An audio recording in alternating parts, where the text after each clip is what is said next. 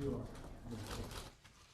Well, thank you very much, everybody. I want to start by wishing my very good friend, Prime Minister Abe of Japan, a very happy birthday. He's 39 years old today. So please extend my wishes to the Prime Minister.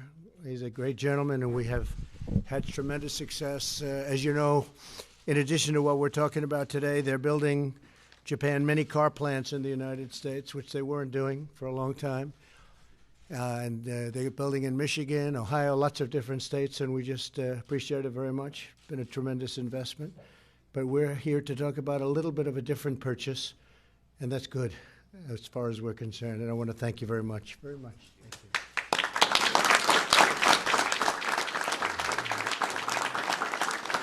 So we're gathered here today at the White House this afternoon to discuss a very strong and groundbreaking achievement for the United States and Japan, the signing of the new U.S.-Japan trade agreement and the U.S.-Japan digital trade agreement. Digital is becoming a very big factor in the world.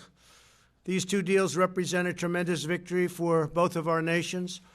They will create countless jobs, expand investment and commerce, reduce our trade deficit very substantially, promote fairness and reciprocity, and unlock the vast opportunities for growth. In the United States, these deals are a game changer for our farmers and our ranchers. We love our farmers and we love our ranchers. We've been working very hard on this, providing them with significantly enhanced access to a critical foreign market. In a moment, I'll be really honoring a lot of the folks in the room that are here with us from farm country, ranch country, and we're going to be witnessing a historic signing by Ambassador Robert Lighthizer, an ambassador from Japan, a long trip, but you just got here, Sugiyama of Japan, and we're grateful to both of you for the outstanding job you've done and all of the people that were involved with both of you, your staffs and your representatives. Thank you both very much. Bob, thank you. Thank you very much. It's a lot of work. We're also delighted that Secretary of Transportation Elaine Chao is here. Where's Elaine?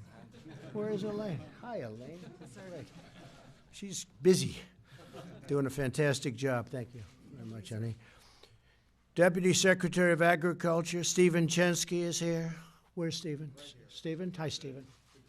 Great job. Thank you very much. Spoke to Sonny last night. We're doing well. A very great gentleman, a very popular man, too, in the world, and especially his wonderful state, Steve Daines. Steve, I saw you back there. Hi, Steve.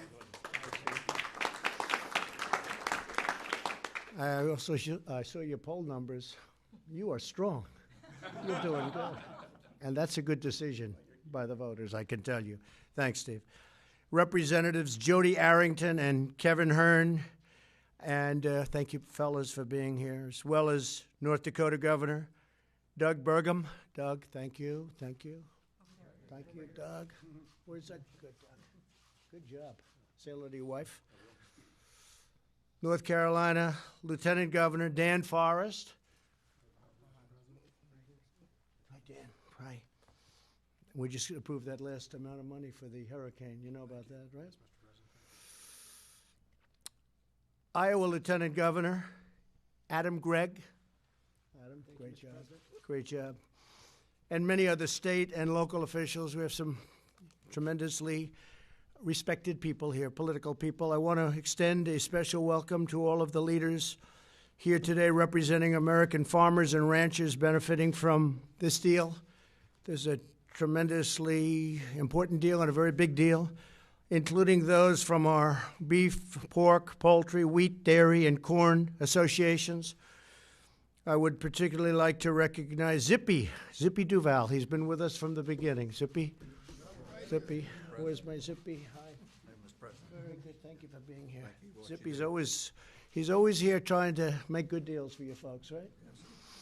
He's the president and CEO of the American Farm Bureau Federation, and we're doing really well. In fact, we're doing a big deal with Japan, but, you know, China's big buying again. You see that China's buying very big. A lot of people don't like to talk about that, but China's in the market, buying very big agricultural. We're also joined by several senior leaders from our nation's top technology companies, including Chris Padella of IBM. Hi, Chris. How are you? How's IBM doing? Doing very well, sir. Very good. You have a lot to do with farming, too, I know, right? We do. With all of those programs that you do. Smart farming, a very smart farming. Right. Peggy Johnson of Microsoft. Peggy, thank you very much for being here. Please say hello, too. And Craig Albright of Business Software Alliance. Thank you very much, Craig. Appreciate it. We do appreciate your support, and it really is now smart farming. In fact, going to MIT doesn't hurt either, right? When you're a farmer nowadays, it's incredible what they do. From day one, my administration has fought tirelessly to achieve a level playing field for the American worker. In addition to the agreements we're signing with Japan today, we reached a tremendous agreement with Mexico and Canada to replace NAFTA with the new USMCA, and hopefully that'll get done in the not-too-distant future. Everybody wants it. Manufacturers want it. Farmers want it. Even unions want it. People want it. That's a great deal for all of the countries, but in particular, it's a great deal for us and our workers. We're also completely renegotiating, and now we've completed that and signed it, the U.S.-Korea trade agreement, substantially expanding American auto exports. It's made a tremendous difference. That was a terrible agreement, and we renegotiated it, and it's now a very good agreement for the United States. It was not a good agreement for the United States at all. Today's signing of the U.S.-Japan trade agreement and U.S.-Japan digital trade agreement builds on these incredible successes to the benefit of both of our nations. And I have to say that while we're here, and because of the fact that we're talking about agriculture, ethanol, and the farmers of Nebraska and Iowa and all of the different places that wanted it, we've come to an agreement, and it's going to be, I guess, about getting close to 16 billion barrels, right? Something like that. That's a lot. 16 billion gallons. That's a lot. Say it again. 16 billion gallons. That's a lot. That's a lot of gallons. So I think they should like me out in Iowa and all of the different places. Huh? I think so. And also, and very importantly, we've taken in tremendous amounts of money in the form of tariffs from China. China has eaten the cost of those tariffs because they've devalued their currency, and they've also pumped a lot of money into their system.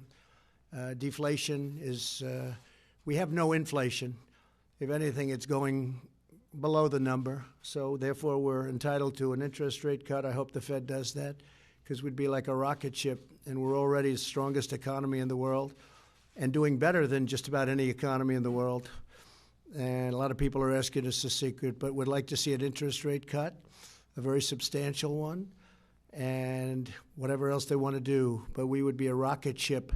And if you look at from the time I got elected, if you go to November 9th, the day after the election, we're up close to 60% in the market, which is numbers that are pretty much unheard of because it's a fairly short period of time. Our country is doing really well. But we are taking care of our farmers out of the billions and billions of dollars that we've gotten. You know about that, Zippy, right? So we're giving $12 billion from the year before, $12 billion, and that's compliments of China. Thank you very much. And $16 billion this last year, and then we'll see what happens next year. Maybe by that time it's straightened out. But the farmers and ranchers were targeted, to put it mildly, by China.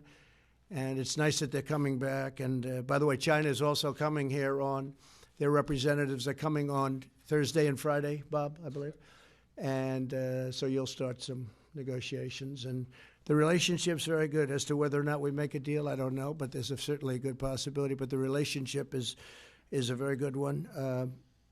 But we've taken in billions of dollars. And of those many, many more billions, we're giving $16 billion to our farmers because I asked Sonny Perdue, I said, Sonny, what was the amount of money that last year that the farmers were hurt? He said, sir, let me get back to you. He got back to me. The number was $16 billion. I said, that's okay. We're going to take $16 billion out of the tariff, so we're going to give it to the American farmer.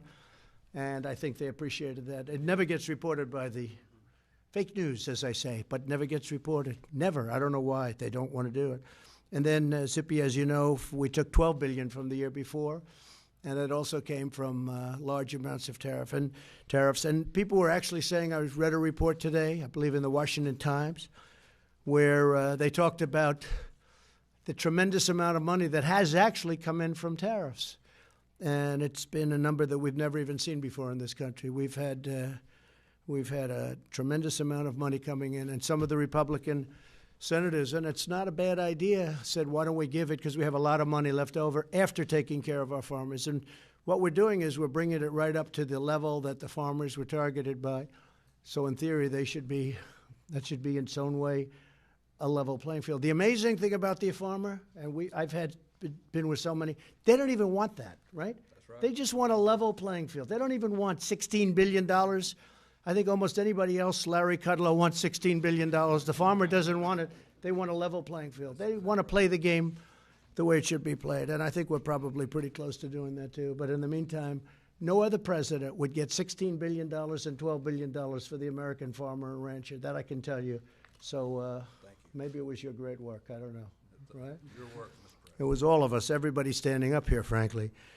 Under the terms of the agreement today, Japan is committed to dramatically increase market access to American food and agricultural exports. It's a very dramatic number. It's one of the larger trade deals ever signed. As a result, 126 million Japanese consumers will have greater access to high-quality American almonds, blueberries, corn, wine, poultry, and egg products, beef, pork, wheat, and so much more. Anything else you folks can think of? Do you want to shout it out? Anything, Steve? Anybody? No? Beef. Beef. Did I not say that? Ethanol. That's an interest. Let me think about that one. Once this agreement enters into force, Japanese tariffs will be completely eliminated so that Japan will not be charging us as they have for many, many years. And we appreciate, and substantially reduced over 90% of the United States agricultural exports. That's a big thing because we're getting charged a lot of tariffs, and it's okay for us to charge, but we can't have other countries charge. Our farmers, ranchers, and growers will now be able to compete fairly in Japan against major competitors worldwide. In addition to these agricultural agreements, the extraordinary digital agreement that we're signing, so that digital agreement is a very big deal in its own right. We're signing today sets standards on the $40 billion in digital trade between the United States and Japan, and we just won talking about digital and talking about the internet, but we just won the big case, as you know. You people would really know, right? But that was a big case that we won on net neutrality. Just won it, and it's going to be see if maybe they won't even appeal it because it's a very hard case to appeal, but it was a tremendous victory in terms of speed and in terms of investment on the internet.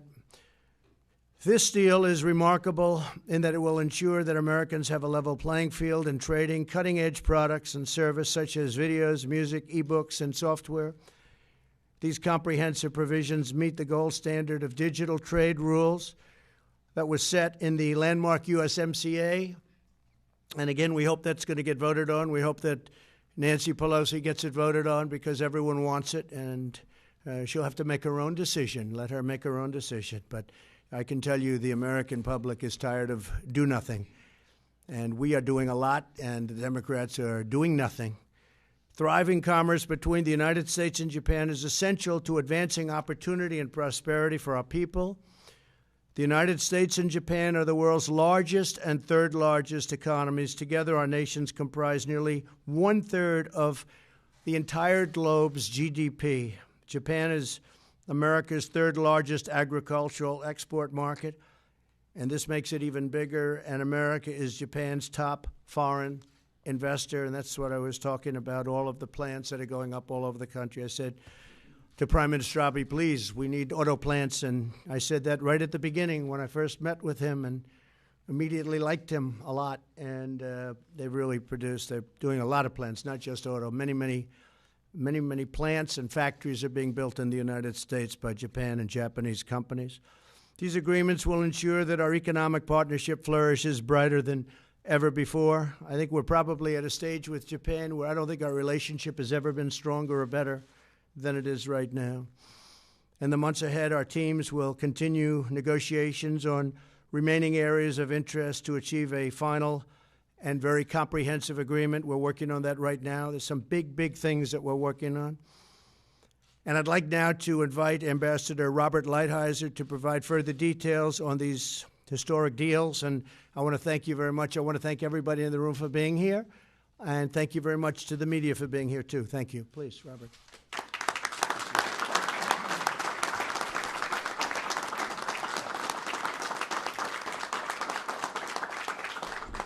Well, thank you very much, Mr. President. Thank you for helping us get this agreement across the finish line, but more importantly, thank you for reorienting trade policy in the United States in the direction of Americans, workers, farmers, and ranchers. For too long, we have lost our way, quite frankly, and during the last almost 3 years, you've brought us back, and I'm very grateful for that, and I'm grateful to have been a part of it. I want to thank, if I can, a few people on my team. We had a huge group involved. Jeff Garish and Greg Dowd, two of my deputies, Michael Beeman, Sharon Bomer-Laritzin, and then there are lots of other people who gets a lot of credit for doing this. Let me just quickly make the point that the President has already made. This is a very big trade deal. This is about $55 billion worth of trade. With this, we'll have more than 95% of the GDP that would have been in TPP. So it's very important for farmers. It's also important for digital trade. Japan is the biggest market for the United States in beef, pork, wheat, and it's a substantial market in a variety of other things, including potatoes, which weren't mentioned, and a lot of the nuts and other products. It also affects wine and the like. So we think we'll have substantial additional sales as a result of this. So thank you again, Mr. President. It's a pleasure. It's an honor for me to be the person who gets to sign this. I would like now to turn it over to the podium over to Ambassador Sugiyama, who is not only the ambassador from Japan to the United States, but also was very active in actually getting this deal across the finish line. So thank you very much.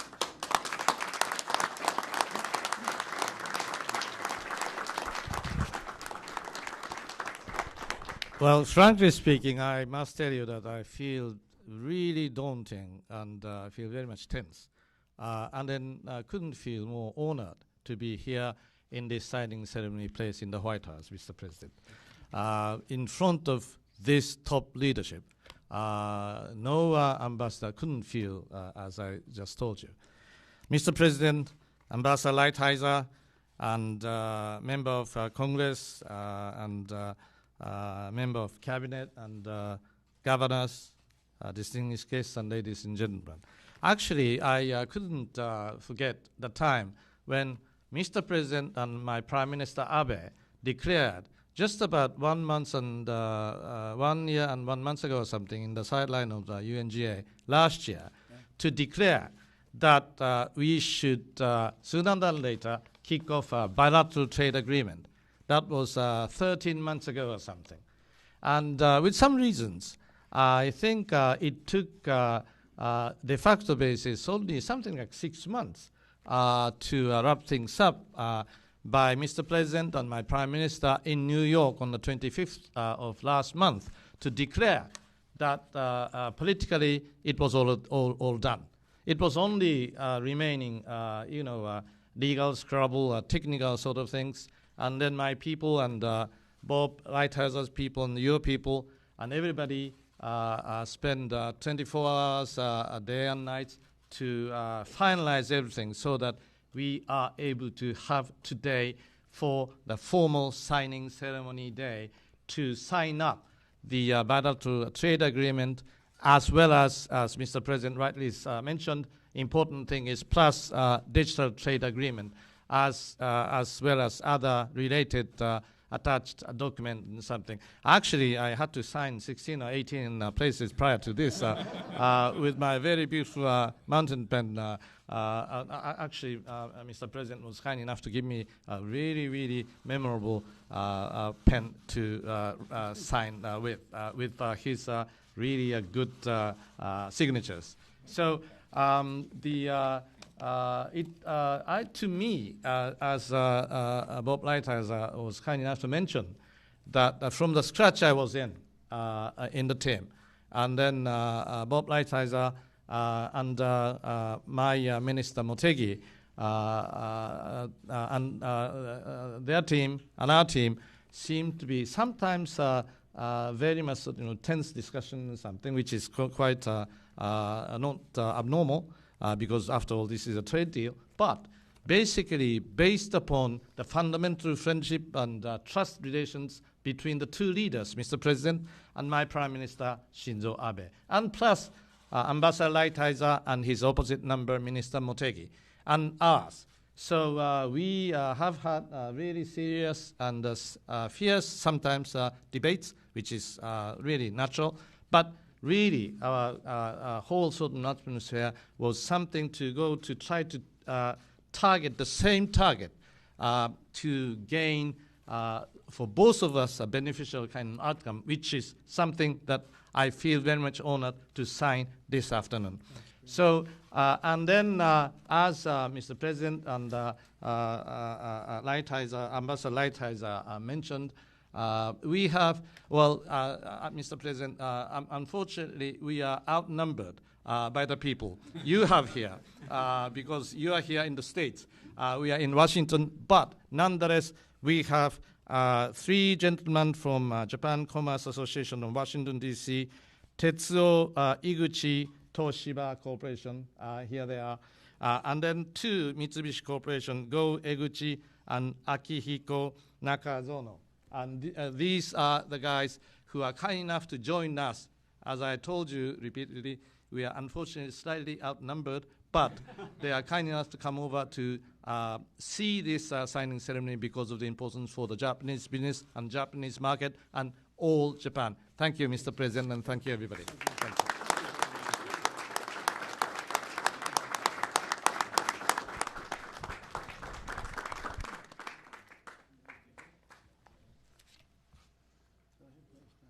I'm not doing this until you tell me. I do want to pay compliments. Look at these 5 gentlemen right there. That's central casting. They are very tough. Tough negotiators, too. Congratulations. Okay.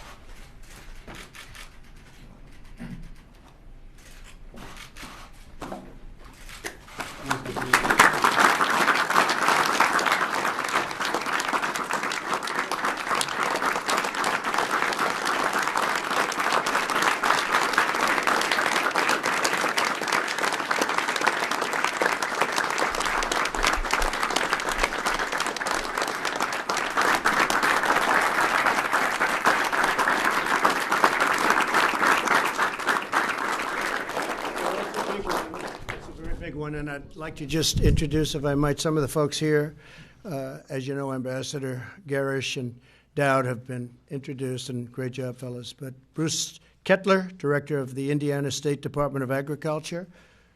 Eddie Settle, Commissioner and Chairman of the Wilkes County, North Carolina.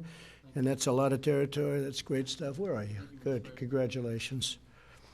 Tony Kurtz, State Representative, Vice Chair of the Wisconsin Assembly Committee on Agriculture. Good job, Tony. Go back and say you did it. You're going to be, you can run for anything, right? Barbara Glenn, National Association of State Department of Agriculture. Barbara, congratulations. Ben Scholes, National Association of Wheat Growers. That's a big deal, Ben. The wheat. They're ready. They're ready to buy it, I'll tell you. They're going to buy a lot of wheat. Jennifer Houston, National Cattlemen's Beef Association. Wait, I thought that was you. I could tell with that. Kevin Ross, National Corn Growers Association. Congratulations. Fantastic job. Randy Mooney, National Milk Producers Federation. Back here, Mr. President. Great job. Good, Randy.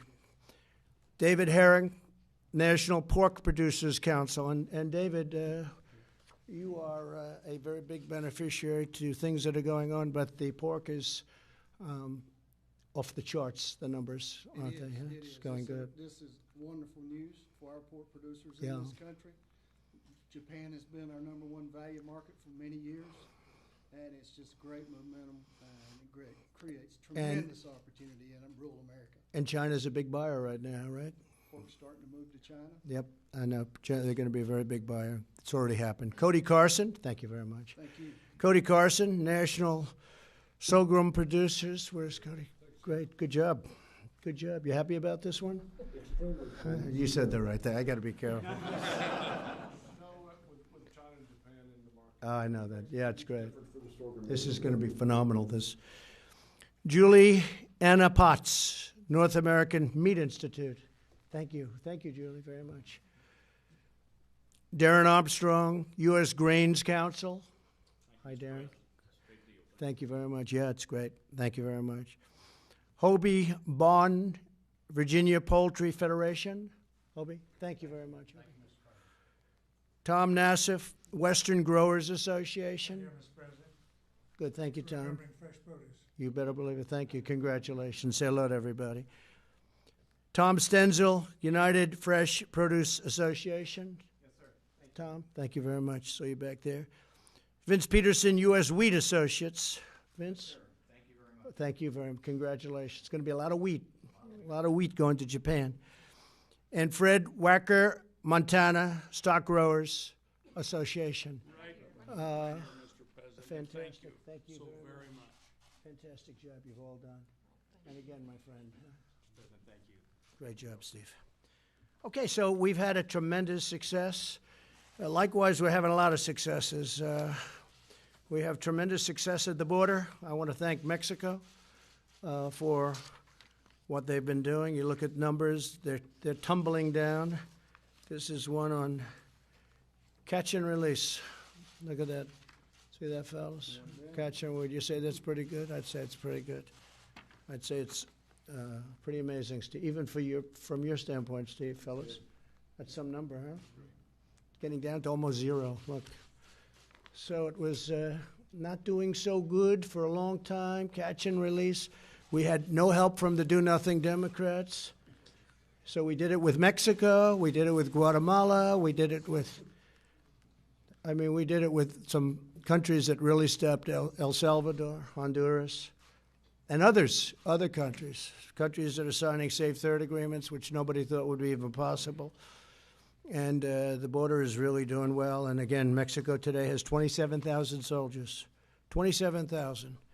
I want to thank the president of Mexico because he's been great. But the border is really looking good. The wall is moving rapidly. Large sections are being built every day. More contracts are being given out. We're doing it in about 17 different sections because it's over 450 miles long, the area we have to close up, and could even hit 500 at some point. And we expect to have anywhere between 400 and 500 built, hopefully by the end of next year. It's going up very rapidly. It's a very powerful wall. It's got everything you can have. It was the Border Patrol just left, actually. We were going over some of the numbers, and we gave them every single element of the wall that they wanted. We had mountain climbers come in to climb. Do you believe this? We had different samples put up, and we had mountain climbers literally come in, which is the hardest one to climb. The steel panel on top makes it very difficult. It's called an anti-climb panel. I never thought I'd be doing this for a living. We built an anti-climb panel. Without the panel, they get across it easy. With the panel, it's not so easy. So anti-climb panel at the top. And the border's coming along well. The economy is doing great. We're doing, as I said before, we're the hottest economy in the world.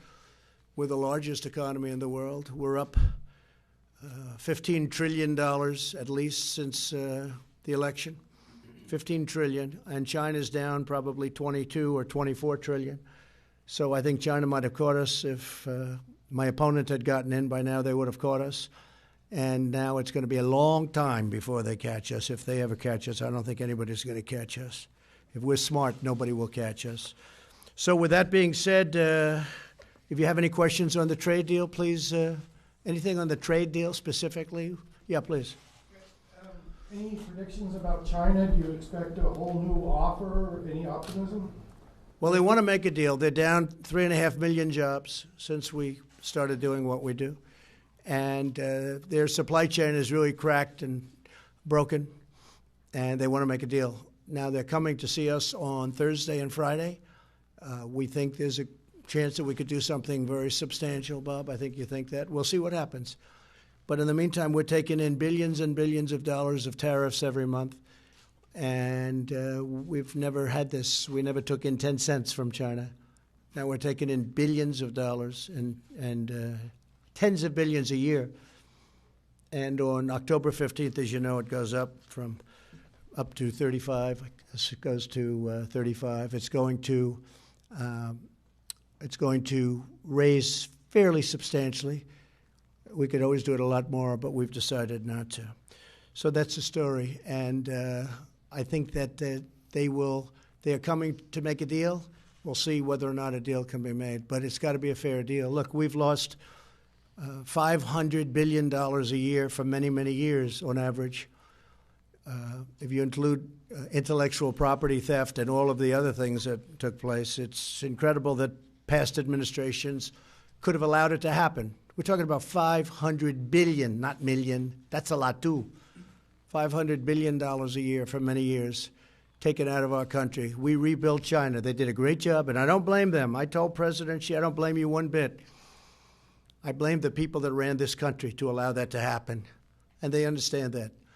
But we don't let that happen anymore. So we'll see what happens. We're going to have a very important meeting, and they have their top people coming in, and I have my top people doing the job. And if I don't think they're doing a good job, I'll fire them, and I'll go over and take their place. Okay? Yeah, please. Are the Hong Kong protests linked, in your view, to the China trade negotiations in any way? Well, we'd like to see a very humane solution to that. I hope that's going to happen. And, you know, Hong Kong is very important as a world hub, not just for China, but for the world. And you have great people over there. I see they're flying the American flags. They even have signs, make China great again, make Hong Kong great again. I'm saying get those signs. But they have, you know, tremendous signage and they have a tremendous spirit for our country. A lot of American flags, a lot of Trump signs. I'd just like to see a humane deal be worked out. And I think President Xi has the ability to do it. I've sort of said that I think if he met, he's a very convincing man, and I think if he met with some of the leaders, that could be one problem. You don't seem to have a specific leader of the group, but I really think they can do something. We just want to see a humane solution. Did you tell Xi Jinping in any way that you would be quiet about the Hong Kong protests during the course of these negotiations? No, I didn't, but I do say that we are negotiating. If anything happened bad, I think that would be a very bad thing for the negotiation. I think politically it would be very tough, maybe for us and maybe for some others and maybe for him. But no, I think that they have to do that in a peaceful manner. It's now I will say the first time I saw it, if you look a number of months ago, I saw 2 million people. I've never seen anything like it. We talk about crowd size. That was serious crowd size, right? The crowd size is much smaller now, so maybe that's saying something. But hopefully they can work out something that's amicable. Yes, sir. Would you accept a partial trade deal with China? There's been talk today about whether or not it could be headed in that direction. Well, it's a very good question. I think it's not what we prefer at all. They are starting to buy a lot of our agricultural products. You see that? They're coming in very strong, on pork also, very, very strong, and in particular, but on other products so I don't know if you call that a partial. We don't have an agreement. My inclination is to get a big deal. We've come this far. We're doing well. Again, the fact that they've done what they've done with their currency, the devaluation, it really has not increased prices. Now we're talking China. It doesn't mean that in all cases that happens. Other countries' prices increase, but in the case of China, that hasn't happened. And they put a lot of money into their goods. They want to keep their people working. I understand that very well. But I think that we just have to see what happens. I would much prefer a big deal, and I think that's what we're shooting for. Can something happen? I guess maybe. Who knows? But I think it's probably unlikely. Okay? Mr. President, On Syria, on withdrawing forces Yeah. from Syria, why are you siding with an authoritarian leader and not our Kurdish allies? Well, I'm not siding with anybody. We've been in Syria for many years. You know, Syria was supposed to be a short-term hit, just a very short-term hit, and we were supposed to be in and out. That was many, many years ago, and we only have 50 people in that area. That's a small sector, and I don't want those 50 people hurt or killed or anything. I don't want anything bad to happen to our people, and I told that to President Erdogan. I said, don't hurt any of our people get hurt. Big trouble. Now, a couple of things. I think there's a lot of pressure on Turkey. They've been fighting with the PKK for many years. They're natural enemies. Have you read today a couple of reports saying that when President Obama started this whole thing, as you know, it was started by President Obama, he created a natural war with Turkey and their longtime enemy, PKK, and they're still there, and they're still hating each other beyond anybody's belief. But I have told Turkey that if they do anything outside of what we would think is humane, to use the word a second time, we talk about Hong Kong, we talk about this, they could suffer the wrath of an extremely decimated economy. And I've done it once. I did it with Pastor Brunson. You remember the Pastor Brunson? And they wouldn't give Pastor Brunson back, and they ended up giving Pastor Brunson back pretty quickly. Their currency fell at record levels, and lots of other things happened. And it was good. I have a very good relationship with President Erdogan. I want to see it happen. I will tell you this, though. We defeated ISIS. And when we were at 96 and 95 and 97%, I sort of said, let the other countries in the area finish it off. And I was met with a lot of anger from some people in our country. I said, all right, I'll finish it off. And I got together with our generals. I flew to Iraq. I got together, and we did it very quickly, far quicker than any general from here told us we could do it. We had some great people over there. They did it quickly. And I said to the European countries, you got to take your ISIS. You know, we have 60,000, maybe even 70,000 people. That includes families, that includes wives of fighters that were killed. We have many fighters that were killed in the battles. And we took it over. 100% of the caliphate I took over quickly. Nobody else was. It was a mess when I came to office, and I think most of you would agree to that. It was a real mess. I took it over, but then I said, what are we going to do with these 60 to 70,000 people that are being held and being guarded, and we can't release them, and many fighters also? And I said, I want them to go back to Germany, to France, to different European countries from where they came. And I said to the European countries, I said to all of them, take the people back. And they said, no, we don't want to do it. We don't want them back. I said, well, they came from Germany or they came from France. Take them back. And they're so used to the United States being a sucker, being a fool. We're talking about billions and billions of dollars. You're talking about life. You're talking about so many things, so many elements, and elements of complexity, because they're going to walk back into Germany. They're going to go back into these countries from where they came. So I said, take them back. And they said, no. And then I said again, I'm going to give you another 30 days. Take them back. And they kept saying no. Maybe they won't be saying no now. I don't know. So I told President Erdogan, it's going to be your responsibility. Now, really, who's responsible? It's really Russia, it's Turkey, it's Iran, it's Iraq, and it's Syria, and anybody else in the neighborhood. Okay, we call it the neighborhood. It's not a friendly neighborhood.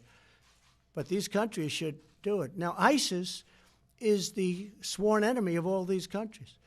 Many of them they hate far more than they hate us. And those countries hate them at the same level as we do. They're terrible, terrible, savage killers. I said, take them back. But these countries are rich in most cases. They're powerful. They've got armies. They can do the work. But we're not bringing 50, 60, 70, or even 10,000 people to Guantanamo Bay in Cuba. We're not going to be paying them for the next 50 years or paying to take care of them for the next 50 years. So we told Europe, we did a great service to the world, and we did a great service to Europe in particular, where so many of these fighters came from. We said take them back, and, unfortunately, like NATO, they take advantage. NATO, as you know, I got the Secretary General, Stolheim, said, and I think very loudly, Secretary General of NATO said that because of what I did, they have paid over $100 billion more money toward NATO defense. But that's still not enough, okay? It's still not enough, not fair, because the United States pays far too much relative, and obviously NATO affects them more. But like NATO, like trade with the European Union, which is a very tough group to trade with, very, very tough group, almost as tough as Japan, not quite. But they're a very tough group to trade with. They take advantage. And I said, look, you take them back. We're not going to do this. We're not going to put them in Guantanamo Bay and put them all over our prisons. So right now we're at a position where if Turkey does anything out of what they should be doing, we will hit them so hard in the economy. But when you talk about soldiers, we only had 50 soldiers in the area. I think the area it's a very small area, but we only had 50 soldiers there. I don't want them to be in a bad or compromising position. And I will tell you this, everybody respects our country again. If we want to go in, if we have to go back for any reason, because bad things happen, but we're 7,000 miles away. These ISIS people, whatever you want to call them, these people are right there. They're right there. They're touching many of these countries that I just named. Iran, as an example, hates ISIS, and ISIS hates Iran.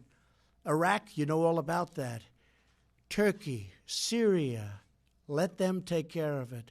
Let them take care of it. We want to bring our troops back home. It's been many, many years. It's been decades in many cases. We want to bring our troops back home. And I got elected on that. If you go back and look at our speeches, I would say we want to bring our troops back home from these endless wars. And we're like a police force over there. We're policing. We're not fighting. We're policing. We're not a police force. We're the greatest military force ever assembled because of what I've done over the last 3 years with $2.5 trillion, Mr. Ambassador, we've spent on our military. $2.5 trillion. But we're not going to be there longer. And we're going to be watching Turkey, and we hope that them and all of the other countries, or some of the other countries, including the European Union, goes in and does whatever they're supposed to do with these captured ISIS fighters and families. Okay? Mr. President, a number of Republicans, including Nikki Haley and Lindsey Graham and Mitch McConnell, were very critical of this decision today. Mitch McConnell put out a statement saying he wished he would exercise leadership and reconsider, and suggested not doing so would be reminiscent of what the Obama administration would do. Would you respond to them, sir? And also, Yeah. did you Sure. consult with the Joint Chiefs of Staff when you made the decision? Sure. I consulted with everybody. I always consult with everybody. If you remember, about 8 months ago, I talked about doing this, and we kept 2,000 people there and then slowly brought them out. But once we captured ISIS, I don't want to stay there for the next 40 years. Not going to do anything. The end game is going to be the same. I have great respect for all of the people that you named. And they have their opinion, and a lot of people do. And I could also name many more than you just named of people that totally are supportive. You see the names coming out. People are extremely thrilled because they say it's time to bring our people back home. We're not a police force. They're policing the area. We're not a police force. The UK was very thrilled at this decision. As you know, they're over there. They have soldiers over there also, and others. But many people agree with it very strongly, and I understand both sides of it. I fully understand both sides of it. But I campaigned on the fact that I was going to bring our soldiers home and bring them home as rapidly as possible. We, all together, we defeated and took over 100% of the ISIS caliphate. Everybody said that was going to be an impossible thing to do. I did it, and I did it quickly because we have a great military now. When I took over our military, we didn't have ammunition. I was told by a top general, maybe the top of them all, "Sir, I'm sorry, sir, we don't have ammunition." I said, "I'll never let another president have that happen to him or her." We didn't have ammunition. Now we've captured ISIS. We've done what we've done. We had 50 soldiers in the area you're talking about. And I said, we want to bring our soldiers back home. It's been a long time. Again, we were supposed to be in there for just a tiny spot, like a 30 to 90-day period. That was many years ago. It's time. Mr. President, the Kurds themselves have lost thousands of fighters in That's battling true. ISIS. And we've lost a Can you lot of fighters, guarantee too. Their safety? Well, we're going to try. If you look at some of the Kurds, as you know, that's a natural enemy of Turkey. Specifically, as I said, I mean, they have natural enemies. They've been fighting each other for, somebody said today, hundreds of years. I mean, one historian said they've been fighting for hundreds of years. We interject ourselves into wars, and we interject ourselves into tribal wars and revolutions and all these things that are very, they're not the kind of thing that you settle the way we'd like to see it settled. It just doesn't work that way. But hopefully that'll all be very strong and strongly done.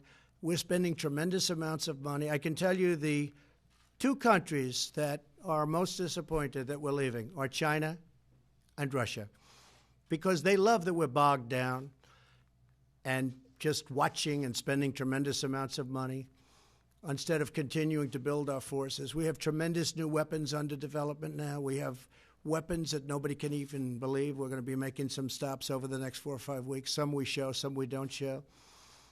But we've rebuilt our nuclear. We've renovated and rebuilt nuclear. We're building submarines, the likes of which they've never been even thought of before. The genius of them, hopefully, and hope to God we never have to use them. But we are doing what we have to do. But we've been there for many years, many, many, many years beyond what we were supposed to be. Not fighting, just there. And it's time to come back home. But I can understand the other side of it. But if you go by the other side, that means we should never, ever come home. We should never, ever come home. And, you know, I have to sign letters often to parents of young soldiers that were killed. And it's the hardest thing I have to do in this job. I hate it. Afghanistan. I signed one the other day, Iraq. Syria. They get blown up by mines. They get taken out by a sniper. And I have to write letters to people. And we make each letter different. Each person is different. And we make them personal, but no matter what you do, it's devastating. The parents will never be the same. The families will never be the same. People are killed. Many people are still being killed. It's going to go on that way for perhaps a long time. And we're willing to do what we have to do, but there has to be an end game. And if you stay, it's going to be the same thing. Eventually, you're going to have to leave. It's going to be the same thing. So I think what we're doing is the right thing. A lot of people agree with me. And again, you go back and see my speeches. A big part of my speech, and always when I won what some people consider to be a surprise election, now I just see a poll that just came out where I'm up massively with independent voters. I don't know if it's this or because of the hoax, you know, that's going on with Nancy Pelosi and her friend Adam Schiff. He's another beauty. He got caught lying all over the place. He doesn't know what to do. He's a mess. Right now he's a mess, and everybody knows it. Just all you have to do is a little good reporting. You'll see he's a total mess because he got caught. But, you know, we have to do the right thing for our country, whatever it may be, and I just think that's the right thing. I respect both opinions. The problem with the other opinion is, when do we leave? We're going to stay there forever? Yeah, Jeff? The White House counsel's office is preparing a letter to Speaker Pelosi about the impeachment inquiry. What do you hope to achieve with that letter? Well, first of all, the impeachment inquiry is a scam. The conversation that I had with the Ukrainian president, Zelensky, was a very good it was a very cordial, very good conversation. The mistake they made, the opponents, the opposition, the Democrats, the radical left, deep state, whatever you want to call them, they came out with a whistleblower report before they saw the conversation. Had they waited one day, Nancy Pelosi wouldn't have made a fool out of herself, and she would have been able to say what I said, because when she saw it, she said, this is not what the whistleblower said. I had a very, very congenial, nice conversation with a man that I like, and he ran on corruption. Because, as you know, Ukraine is known as a very corrupt country, one of the most in the world, shockingly, because I know Ukrainian people. It's surprising to me, but it's known as one of the most corrupt countries. And under the past leadership, it was having a lot of difficulty. This gentleman, the current president, the new president, ran on the basis of anti-corruption, as you know. I think it was his single biggest thing. And we had a great conversation, but it wasn't reported that way. The only reason I would have released a letter, because I think it's terrible to have to release a letter that you have with the leader of a country. I think that's a terrible precedent. But the whistleblower report, or whatever the news was so off. It was so horrible. I said, I never said that. I said, let me see. We have a stenographer report. We have a very, very word-for-word report of what I said. I released it. And almost everybody that read it said it's either perfect or really very good. But it's a very normal, nice conversation. And when you see that the president of Ukraine, President Zelensky, said, there was no pressure put on me whatsoever. His spokesman came out 2 days ago, said there was absolutely no pressure put on the president. I didn't tell him to say that. There was no pressure put on. All you have to do is read the report. The problem is I released it a day after they had already made their big statements. And again, it's a big scam. And I think Adam Schiff should be investigated for what he did. He took to the great chamber, Congress, and he made a speech. And his speech was a fraud. Everything he said was a fraud. He went out as though I wrote it. He defrauded the American people. He defrauded Congress. He defrauded himself and his family. He made a speech as a horrible speech. I said, what is this? What's going on here? I think he's having some kind of a breakdown, because he got up and made a speech that bore no relationship to what the conversation was. And I'll tell you, a lot of people heard that speech, and a lot of people thought that's what I said because they heard his speech, because they're not going to read a 3 or 4 page conversation. They don't have access to it. But I thought it was I thought it was a terrible thing, where he's going up, speaking as the President of the United States, saying things that I never said. And the meaning was horrible, and the whole thought was horrible. And then the whistleblower, he did, through his committee, through himself, he met with a whistleblower. They never said that. They never talked about it. And Nancy Pelosi knew all of this stuff. I mean, she's as guilty as he is, because she knew all that. She knew everything about it, and she didn't do anything about it. And I'll tell you what, they should really be looked at very strongly, because what they did is unthinkable. What they did to this country is unthinkable. And it's lucky that I'm the president, because I guess, I don't know what, a lot of people said very few people could handle it. I sort of thrive on it. You know why? Because it's so important that we get to the bottom. We went through the whole Mueller scam, 2.5 years. We went through that, and I had 3-4 days where it was like over. And then I'm walking into the United Nations, and they released it as I'm walking in, Mr. Ambassador. I'm walking in. I'm going to meet with, I won't name, but one of the top leaders of the world. And I see up on the screen, and people start screaming about this scam called impeachment. You can't impeach a president for doing a great job. You can't impeach a president for having the lowest and best unemployment numbers that we've had in 51 years.